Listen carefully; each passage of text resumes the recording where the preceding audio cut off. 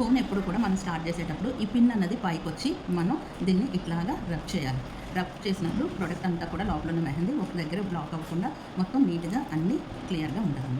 Next మనం cone పట్టుకునేటప్పుడు ఏదైతే ఈ పిన్ ఉందో ఈ పిన్ నుంచి 1 నుంచి బ్యాక్ మనం పట్టుకోవాలి. 1 నుంచి బ్యాక్ ఎక్కడ పట్టుకోవాలి అని అంటే ఈ మిడిల్ ఫింగర్ ఉంది కదా, ఈ మిడిల్ ఫింగర్ మీదకి ఇది రావాలి. మీరు అబ్జర్వ్ చేస్తే ఈ మిడిల్ ఫింగర్ మీదకి ఇలా వస్తుంది. మిడిల్ టు హియర్ అన్నమాట. ఈ 2 ఫింగర్స్ నా స్పెట్స్ లేవా? సరే.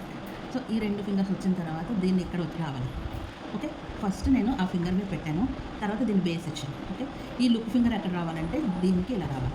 ఇది ఎంత లెవెల్ స్ట్రైట్ వెళ్తే అంత లెవెల్ స్ట్రైట్ ఉండాలి. గుర్తుపెట్టుకోండి, బెండ్ కాదు, స్ట్రైట్ పెట్టాను. ఈ స్ట్రైట్ ఎక్కడ ఉందో దీనికి క్రాస్గా నా థంబ్ వెళ్తుంది. అబ్జర్వ్ చేయండి, ఎక్కడికి వచ్చింది? క్రాస్గా వచ్చింది, నాది డయాగ్నల్ షేప్లో వచ్చింది. ఇప్పుడు మనం దీన్ని రిమూవ్ చేస్తాం. చూడండి, మనం పట్టుకుంటాం.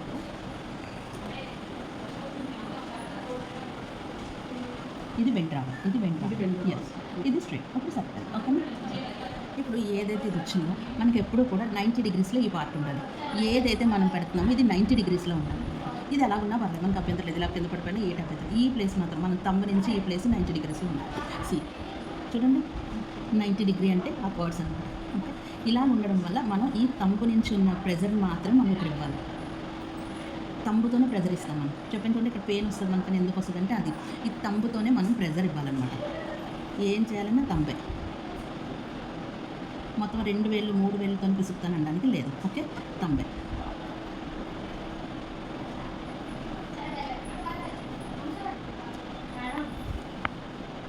సో మనం పిండడాన్ని స్క్వీజింగ్ అని అంటాము, అది తంబు ఫింగర్తోనే మనం స్క్వీజ్ చేస్తాం అన్నమాట. లైన్ పెట్టేటప్పుడు మనం తెలుసుకోవాల్సిన ఇంపార్టెంట్ అయిన ఒక థింగ్ ఏంటంటే ఇది 90 డిగ్రీలో పెడతామో అది ఎలాగో మనకు తెలిసిందే. స్క్వీజ్ చేసేటప్పుడు స్క్వీజ్ చేసి కోనిని పైకి ఎత్తి మాత్రమే మనం పెట్టాలి. ఎలాగో చూడండి ఒకసారి, ఒక 2-3 సార్లు చూడండి. స్క్వీజ్ స్టార్ట్ చేసి ప్రోడక్ట్ వచ్చిన తర్వాత ఎత్తి లైన్ పెట్టాలి. మధ్యలో ఇలా వచ్చింది అనుకోండి, ఏం పర్లేదు, మళ్ళీ ఓకే, పట్టి పైకి లిఫ్ట్ చేసి పెట్టాలి. పిండి లిఫ్ట్ చేసి మనం పెట్టాలి. ఏదైనా మధ్యలో బ్రేక్ వస్తే మళ్ళీ తర్వాత. ఓకే, నెక్స్ట్ వచ్చేసరికి మనకి డబల్ లైన్ వీడియో కోసం. సో ఈ 2 లైన్స్ మనం వేసేటప్పుడు హ్యాండ్ ఎంతవరకు మూవ్ అయితే అంతవరకు వేసుకుంటాము. చాలా దగ్గరగా లైన్స్ ఉండేలాగా మనం ప్రిపేర్ అవుతాం. 2 లైన్స్ తర్వాత గ్యాప్ మాత్రం కొంచెం ఎక్కువ గ్యాపే కావాలి. పేపర్ మీద మనం అన్నీ ప్రాక్టీస్ చేసిన తర్వాత మన హ్యాండ్ మీద కూడా మనం ప్రాక్టీస్ చేయాలి. First single lines,